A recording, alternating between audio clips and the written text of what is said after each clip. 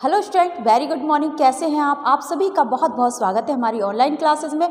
तो स्टूडेंट, जैसा कि आप जानते हैं हम पढ़े थे हमारी हिंदी में कृतिका बुक को, और कृतिका में था हमारा पार्ट 3 साना साना हाथ जोड़ी। साना साना हाथ जोड़ी जो पार्ट हम पढ़ रहे थे, इसमें हमने जाना था कि लेखिका जो थी वो जब हिमालय की यात्रा के लिए गई तो वो 7 सिस्टर्स वाटरफॉल जो था उसकी सुंदरता देखकर इतनी आकर्षित हुई कि उनके बरबस ही वो उस तरफ आकर्षित हो गई, और वहीं पर वो क्या हुआ कि मंत्रमुग्ध सी उस पर्वत को देखने लगी, हिमालय को देखने लगी, और हिमालय को उन्होंने सलामी भी देना चाहिए। और सभी लोग क्या थे, उस 7 सिस्टर जो वाटरफॉल था उसकी फ़ोटो क्लिक करने में मग्न हो गए। लेकिन लेखिका कैसी थी, लेखिका जाकर उस झरने में एक पत्थर पर बैठ गई, और ऐसा लग रहा था उनको जैसे वो आदिम युग की कोई अभिशप्त राजकुमारी जैसी हों, और बस वहाँ पर बस अकेली हैं वो, कोई उनके आसपास नहीं है, बस सन्नाटा था या फिर झरने में पानी की आवाज़ थी। इस तरह से वो बिल्कुल मंत्रमुग्ध होकर उस झरने में एक पत्थर पर, पानी के बीच में एक पत्थर पर बैठी हुई थी और उस सौंदर्य को निहार रही थी। यहाँ तक हमने जाना था हमारी इससे पहले वाली क्लास में, उससे पहले वाली वीडियो में। अब जानते हैं इससे आगे लेखिका के साथ और क्या हुआ, उनको कैसी फीलिंग आई, कैसा महसूस हुआ वहाँ पर जाकर। कहाँ पर जाकर, जब हिमालय की यात्रा जा रही थी और रास्ते में उनको कहीं पर एक जगह पर ठहरना पड़ा था। तो जीवन की अनंतता का प्रतीक वह झरना, उन अद्भुत अनूठे क्षणों में मुझ में जीवन की शक्ति का एहसास हो रहा था। अब लेखिका जब बैठी थी उस पत्थर पर, उस पानी में, उस प्रकृति के सौंदर्य के बीच में, तो उनको बस कुछ ऐसा अनुभव हो रहा था, ऐसे क्षण उनको लग रहे थे कि बस उसकी कल्पना या उसको शब्दों में वो नहीं यहाँ पर व्यक्त कर सकती थी, ऐसा उनको लग रहा था। इस तरह का जो अनुभव उनको हो रहा था, इस तरह का सुख उनको मिल रहा था, उसको बस उनको ऐसा एहसास हो रहा था जैसे एक शक्ति उनके अंदर आ गई हो, एक अद्भुत शक्ति उनके अंदर आ गई हो। इस कदर प्रतीत हुआ कि जैसे मैं स्वयं भी देश और काल की सरहदों से दूर बहती धारा बनने लगी हूँ, है ना। तो उनको ऐसे लग रहा था कि जैसे वह भी एक नदी की तरह, एक धारा की तरह देश और काल की सीमाओं से दूर, ना वो हिंदू है, ना मुस्लिम है, ना सिख है, ना ईसाई है, ना वो किसी भी देश के बंधन में, किसी बंधन में वो खुद को नहीं महसूस कर रही थी, आज़ाद महसूस कर रही थी, जैसे पानी है, नदी है, आज़ाद किसी भी देश में बहती रहती है, ऐसा उनको अनुभव हो रहा था। भीतर की सारी तामसिकताएं और दुष्ट वासनाएं इस निर्मल धारा में बह गई। तामसिक कहते हैं तमोगुण से युक्त, यानी कि जो क्रोध होता है, वासना होती है, जलन, ईर्ष्या, ये सारे तामसिक गुण होते हैं।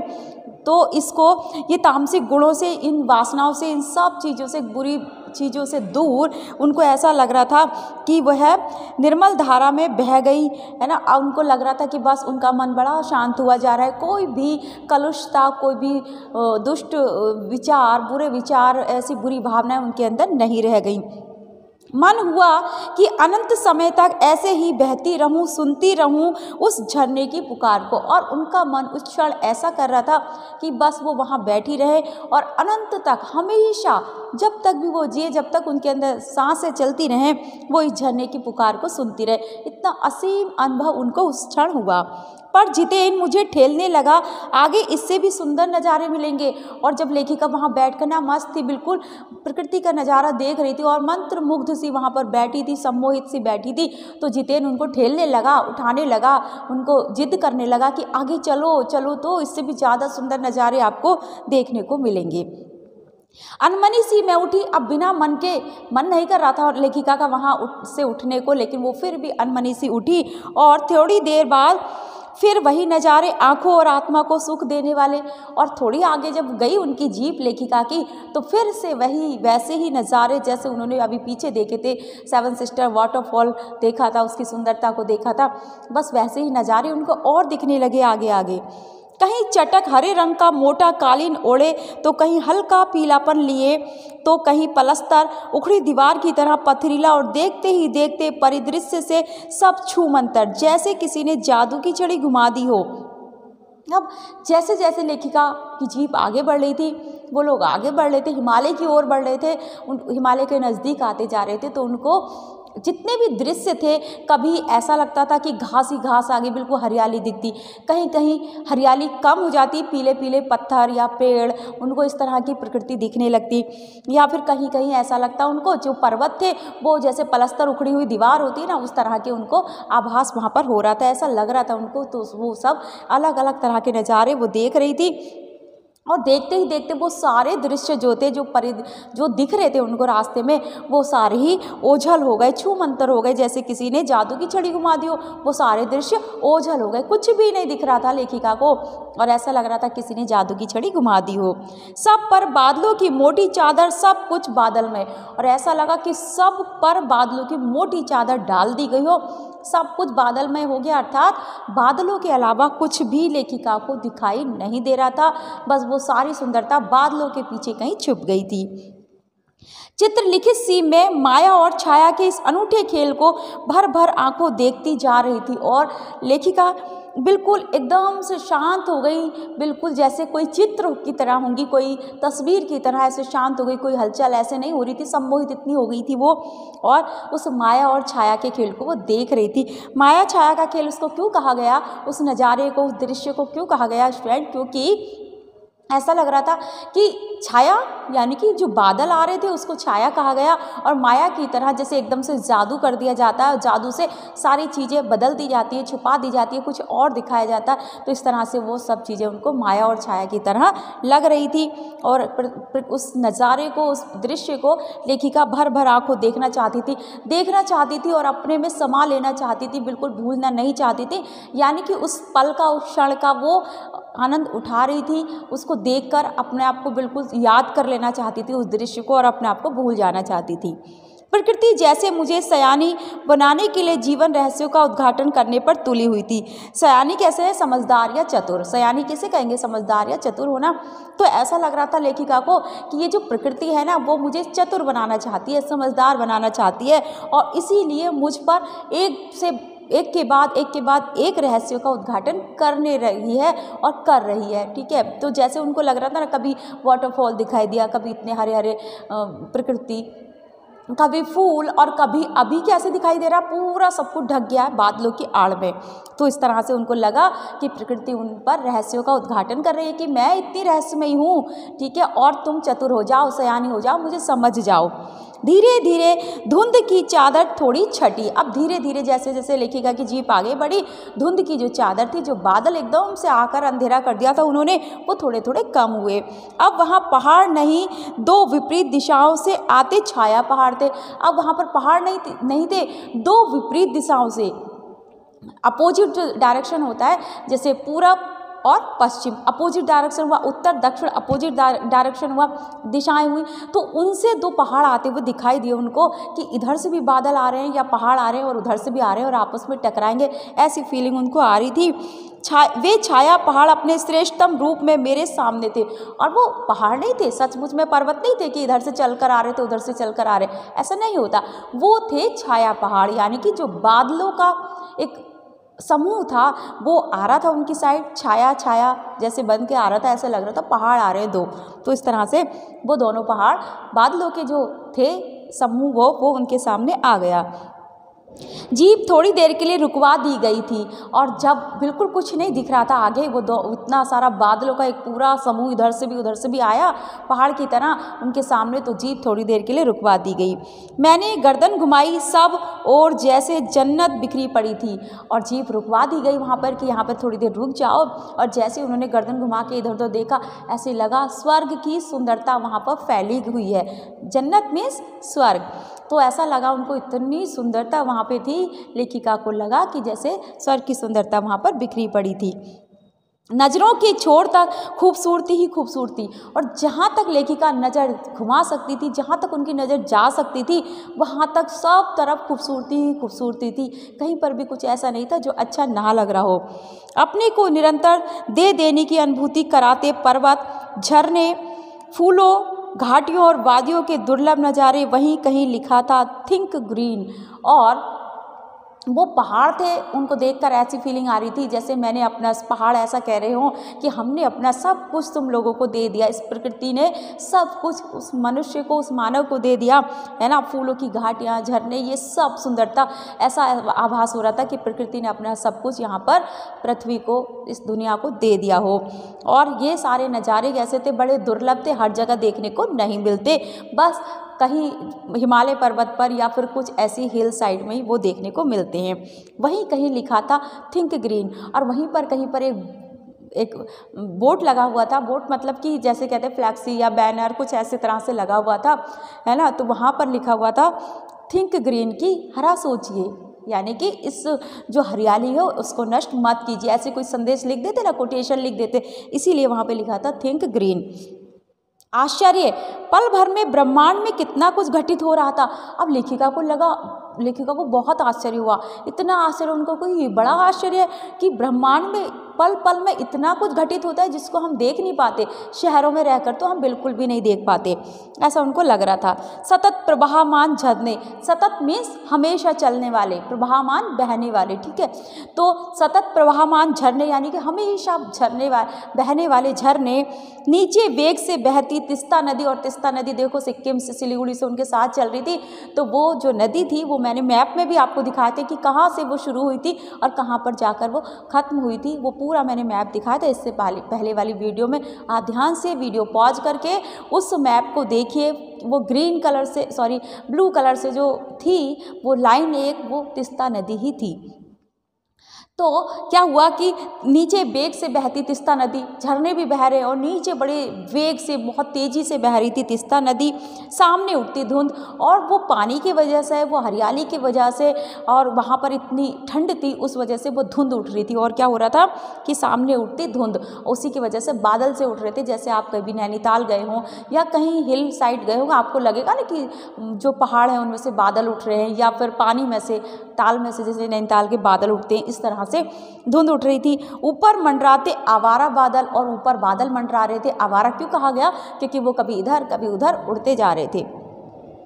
मध्यम मध्यम हवा में हिलोरे लेते प्रियुता और रोडोडेंड्रो के फूल, और मध्यम मध्यम हवा में क्या हो रहे थे, हवा में हिलोरे लेते, धीरे धीरे हवा चल रही थी, बहुत तेज नहीं थी, और वो जो प्रियुता और रोडोडेंड्रो के फूल थे तो वो हिल रहे थे हवा में, बहुत सुंदर लग रहे थे। सब अपनी अपनी लय, तान और प्रभाव में बहते हुए, सारे फूल ऐसे लग रहा था सब में एक लय है ना, और एक तान में वो बह रहे हैं, बिल्कुल एक ऐसे लग रहा था उनका बहाव देखकर कि एक स्वर निकल रहा हो, एक संगीत चल रहा हो, ऐसा लग रहा था। चेरवेती, और ऐसा लग रहा था चेरवेती किसको कहते हैं कि चलते रहो चलते रहो। क्या फूल जब वो धीरे धीरे ऐसे ऐसे करके हिल रहे थे, मध्यम मध्यम धीरे, जो धीमी धीमी हवा चल रही थी उसमें हिल रहे थे, तो उनको देखकर ऐसा लग रहा था जैसे हमें संदेश दे रहे हैं कि चलते रहो, रुको मत, कहीं पर रुकना नहीं है, जीवन का नाम ही चलना है, ऐसा हमें शायद संदेश दे रहे हैं। और समय के इसी सतत प्रवाह में तिनके सा बहता हमारा वजूद किससे कहते हैं? हमारे अस्तित्व को, जो हम हैं उस हमारी उस पहचान को हम अपनी अस्तित्व कहते हैं, ठीक है। तो और समय के इसी सतत प्रभाव में तिनके सा बहता हमारा वजूद, और ऐसे समय जैसे जैसे बीत रहा था ऐसे लग रहा था हमारा जीवन भी कम होता जा रहा है ना। तो तिनके की तरह हम, जैसे तिनका एक पानी में, नदी में कहीं बहता रहता है, वो खुद को रोक नहीं पाता, इसी तरह से समय के अनुसार हमारा जीवन भी धीरे धीरे कम होता जा रहा है, हमारा अस्तित्व भी कम होता जा रहा है, यानी कि हमारा जो अस्तित्व है वो, हमारी पहचान धीरे धीरे मिटती जा रही है। पहली बार एहसास हुआ जीवन का आनंद है यही चलायमान सौंदर्य। और लेखिका कहती है कि पहली बार मुझे यह आभास हुआ कि जीवन का जो आनंद है, असली जो आनंद है, जीवन में जो असली सुख है, वो है यही चलायमान सौंदर्य, यानी कि ये प्रकृति का सौंदर्य, ये बहते हुए झरने, ये उड़ते हुए बादल, ये हवा, और ये धीरे धीरे मंडराते हुए या हिलते हुए जो फूल हैं, वही जीवन का असली सौंदर्य है। वो नहीं है जो हम लग्जरी लाइफ में, जो हम अपने लिए सुविधाएं जुटा लेते हैं, वो असली सौंदर्य नहीं है, ऐसा लेखिका को आभास हुआ। संपूर्णता के उन क्षणों में मन इस बिखरे सौंदर्य से इस कदर एकात्मक हो रहा था कि भीतर बाहर की रेखा मिट गई थी। अब पहली बार लेखिका को ऐसा एहसास हो रहा था उस संपूर्णता के उस क्षण में, यानी कि अपना जीवन उनको संपूर्ण लगा उस क्षण जब वो प्रकृति के बीच में थी, जब उस सौंदर्य को वो देख रही थी। ऐसा लग रहा था कि वो इस कदर एकात्मक हो गई हैं, बिल्कुल एक हो गई हैं इस प्रकृति के साथ, बिल्कुल भी भिन्न नहीं है। और भीतर बाहर की रेखा मिट गई थी, जो मन में जो भी भावनाएं, जो कलुषता थी, वो सारी उनकी उस पल मिट चुकी थी। आत्मा की सारी खिड़कियां खुलने लगी थी और मन से जो एक कहते हैं कि एक वास्तविक जो ज्ञान होता है, वो उनको ऐसा लग रहा था कि मेरे अंदर तो कुछ भी बुरी भावनाएं, कलुषता कुछ भी नहीं बची। और जो मन से उनकी आत्मा की सारी खिड़कियां खुलने लगी, यानी कि उनको लग रहा था कि बस यही जीवन है, यही जीवन का असली सुख है। मैं सचमुच ईश्वर के निकट थी और ऐसा लग रहा था कि मुझे लगा कि मैं ईश्वर के निकट हूँ। इतना पवित्र वो खुद को महसूस कर रही थी उस क्षण। सुबह सीखी प्रार्थना फिर होठों को छूने लगी और उस पल जब वो सुंदरता को निहार रही थी, देख रही थी और इतनी खुश थी, ऐसा लग रहा था वो भगवान के, ईश्वर के सामने वो इतनी पवित्र हो चुकी हैं उस प्रकृति के गोद में जाकर। तो उनके होठों पर फिर से जो सुबह उन्होंने गंगटोक में वो प्रार्थना के स्वर सुने थे, वो फिर से उनके होठों पर आ गए। एक अनायास ही आ गए, वो लाए नहीं, लेकिन खुद से उनके होठों पर वो आ गया। साना साना हाथ जोड़ी, है ना, कि जैसे मेरा ये जीवन जो है वह प्रभु आपको समर्पित है, पूरा जीवन अच्छाइयों को और आपको समर्पित है। कि तभी वह अतीन्द्रिय संसार खंड खंड होगा। इतनी देर में जब वो देख रही थी, वहाँ पे उस सौंदर्य को देख रही थी, निहार रही थी, इतनी अच्छा प्राकृतिक दृश्य उनकी आंखों के सामने था। और तभी क्या हुआ, अचानक से, है ना, जो इंद्रियों, अतीन्द्रिय कहते हैं इंद्रियों से परे, जिसको हम इंद्रियों से परे, यानी कि देखो एक चीज़ ऐसी होती है, एक सौंदर्य, कोई भी चीज़ ऐसी होती है जिसको हम अपनी इंद्रियों से महसूस करते हैं। अब वो सुंदरता को, जो हिमालय की सुंदरता थी, उसको कैसे देख रही थी, आंखों से देख रही थी, है ना, तो उनको बस असीम शांति मिल रही थी। अचानक ये हुआ कि वो सौंदर्य उनकी आंखों से ओझल हो गया, खंड खंड हो गया। उस सुंदरता का जो संसार था वो खंड खंड हो गया। वह महाभाव सूखी टहनी सा टूट गया, है ना। और वो जो भाव था उनके अंदर, जो सुंदरता का इतना असीम सौंदर्य का भाव उनके अंदर आया था लेखिका के, वो क्या हो गया, सूखी टहनी सा टूट गया। अब उनको लग रहा था कि भाई अब तो मेरे सामने कुछ भी नहीं है। हुआ क्या कि दरअसल मंत्रमुग्ध सी में तांद्रिल अवस्था में ही थोड़ी दूर निकल आई थी कि अचानक पाँव पर ब्रेक सी लगी। अब वो उस सौंदर्य को निहार रही थी, वहाँ पे देख रही थी, बड़ी मंत्रमुग्ध सी लेखिका थी। ऐसा लग रहा था जीवन यही है, यही स्वर्ग है, मैं ईश्वर हो गई हूँ, मैं ईश्वर के समान हो गई हूँ, या मैं ईश्वर के सामने खड़ी हूँ। और अचानक से, है ना, कोई भी दुख उनके अंदर रह नहीं गया था। और अचानक ऐसा हुआ कि उनकी जो तंद्रिल अवस्था थी, तंद्रिल कहते हैं कि अर्ध बेहोशी की जैसी हालत थी, अर्ध बेहोशी नहीं थी, वो इतनी सुंदरता में मग्न हो गई थी कि उनको ऐसा लग रहा था, वो अपने आप को ऐसा लग रहा था कि भूल गई है। कोई भी दुख उनको महसूस नहीं हो रहा था उस पर, हर चीज़ उनके मन से निकल गई थी उस सौंदर्य के सामने, है ना। तो क्या हुआ कि अचानक पाँव में ब्रेक सी लग गई और अचानक से उनकी जो तंद्रा थी, जिस सौंदर्य में वो मग्न थी, है ना, मुग्ध थी उस सौंदर्य पर, वो जो उनका सम्मोहन जैसा था वो टूट गया। अचानक क्या हुआ, जैसे समाधिस्थ भाव में नृत्य करती किसी आत्मलीन नृत्यांगना के नूपुर अचानक टूट गए हों।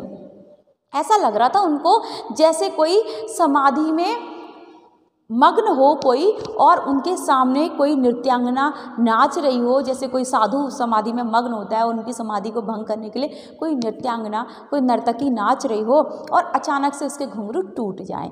तो ऐसा लग रहा था लेखिका को, ऐसे उनकी तंद्रा एकदम से, उनको मंत्रमुग्ध सी जो थी उनकी वो मंत्रमुग्धता ऐसे भंग हुई जैसे कि समाधिस्थ भाव में नृत्य करती कोई नृत्यांगना है, वो बिल्कुल मस्त होकर, मग्न होकर नृत्य कर रही है, उसे अपने आसपास का कोई होश नहीं है, ठीक है। तो इस तरह से वो नाच रही है, नृत्य कर रही है, पर अचानक कैसे होता है कि आत्मालीन किसको कहते हैं, अपने आप में मग्न, है ना, बिल्कुल मस्त होकर अपने आप में, उसको आसपास का कोई होश नहीं है, ऐसी कोई नृत्यांगना नाच रही है और अचानक से उसके घुंघरू टूट जाएं तो क्या हो जाएगा, उसके घुंघरू अगर टूट गए, कोई नर्तकी नाच रही है इस तरह से मग्न होकर, तो क्या होगा कि उसका जो नाच है, वो डांस जो कर रही है, नृत्य कर रही है, वो भी उसका क्या हो जाएगा, रुक जाएगा और वो अचानक से हैरान परेशान हो जाएगी और कि ये ऐसा आखिर क्यों हुआ। तो स्टूडेंट्स देखिए ऐसा क्यों हुआ होगा, लेखिका को ने ऐसा क्यों लिखा कि ऐसा लगा वो तो इतनी मग्न थी वहाँ पे प्राकृतिक सौंदर्य को देख रही थी और बड़ी खुश हो रही थी, तो फिर अचानक से लेखिका को ऐसा क्यों लगा होगा कि भाई उनकी जो तंद्रा थी वो भंग हो गई, क्यों लगा होगा? क्योंकि ऐसा हुआ कि उन्होंने अचानक से कुछ देख लिया था। क्या देख लिया था? मैंने देखा इस अद्वितीय सौंदर्य में से निरपेक्ष कुछ पहाड़ी औरतें पत्थरों पर बैठी पत्थर तोड़ रही थी। क्या देखा लेखिका ने? उन्होंने देखा कि इस सौंदर्य से निरपेक्ष होकर, यानी कि उस सौंदर्य में बिल्कुल भी लिप्त नहीं थी, वो प्राकृतिक सौंदर्य तो केवल और केवल लेखिका को लुभा रहा था, लेखिका को मोहित कर रहा था, लेकिन वहीं पर बैठी कुछ औरतें पत्थरों पर बैठी थी और पत्थर तोड़ रही थी। ये देखकर लेखिका बहुत द्रवित हो गई, बहुत द्रवित हो गई और उनको उनका जो मंत्रमुग्ध सा जो व्यवहार हो गया था, जो स्वभाव हो गया था, वो उनका अचानक टूट गया उन पहाड़ी औरतों को देखते हुए जो पत्थर तोड़ रही थी। गुथे आटे सी कोमल काया पर हाथों में कुदाल और हथौड़े, और उनकी काया कैसी थी, उनका शरीर कैसा था? ऐसे एकदम से गुथा हुआ जो आटा होता है ना, बड़ा मुलायम सा कोमल सा उनका शरीर था, और हाथों में कुदाल और हथौड़े, और हाथों में क्या था? कुदाल और हथौड़े, जिनसे वो पत्थर तोड़ रही थी। कईयों की पीठ पर बंधी डोक कहते हैं बड़ी टोकरियाँ। कई महिलाएं कई औरतें जो थी वहाँ पर जो पत्थर तोड़ रही थी, उनके पीठ पर एक बड़ी सी टोकरी बंधी हुई थी और उनके बच्चे भी बंधे हुए थे, और उस टोकरी के अंदर उनके बच्चे बंधे हुए थे ताकि वो चले या झुकें तो उनके बच्चे गिर न जाएं। कुछ कुदाल को भरपूर ताकत के साथ ज़मीन पर मार रही थी, और कुछ औरतें क्या कर रही थी? उनके हाथ में जो कुदाल था उसको भरपूर ताकत से, जितनी उनके शरीर में ताकत थी उससे वो पत्थर तोड़ रही थी, धरती पर मार रही थी, पत्थरों पर वो मार रही थी और पत्थर तोड़ने का प्रयास कर रही थी। तो स्टूडेंट हमने क्या जाना इस वाली लेक्चर में, इस वीडियो में हमने क्या जाना कि लेखिका बड़े मंत्रमुग्ध होकर पर्वतों के, पहाड़ों के सौंदर्य को निहार रही थी। अचानक से उनकी जो तंद्रा थी वो भंग हुई, उनका जो जिस तरह से वो सम्मोहित सी हो गई थी, सुंदरता को देखकर मंत्रमुग्ध हो गई थी, वो वहाँ पर खलल पड़ गया, विघ्न आ गया। और हुआ क्या? वो विघ्न कैसे आया कि उन्होंने देखा कि कुछ औरतें पत्थरों पर बैठी हैं और वो पत्थर तोड़ रही हैं कुदाली से, और हथौड़ी उनके हाथ में, उससे पत्थर तोड़ने का वो काम कर रही है। और कुछ औरतों, और उनकी काया बड़ी कोमल है, बड़ी सुंदर सी वो महिलाएं हैं, और उनकी पीठ पर डोक कहते बड़ी बड़ी टोकरियाँ, उनमें टोकरियाँ बंधी हुई थी, और उनमें उनके छोटे छोटे जो बच्चे थे वो बंधे हुए थे। और कुछ औरतें पूरी जोर लगाकर पत्थरों को तोड़ने का प्रयास कर रही थी। तो स्टूडेंट आज के लिए हम इतना ही जानेंगे। नेक्स्ट वीडियो में ये जानने की कोशिश करेंगे, ये जानेंगे कि ऐसा क्यों हुआ, उन औरतों को देखकर वो सामान्य सा काम था या फिर कुछ ऐसा काम उन औरतों को मजबूरी में करना पड़ रहा था जिसको देखकर लेखिका की तंद्रा भंग हुई, जो उनका सम्मोहन, जो सुंदरता का जो वो बिल्कुल दुख से परे हो गई थी, उनको लग रहा था जीवन में कोई दुख नहीं है। फिर क्या वो लेखिका पर उन औरतों को देखकर क्या प्रभाव पड़ा, इस सब के बारे में जानेंगे नेक्स्ट वीडियो में। आज के लिए इतना ही। Thank you.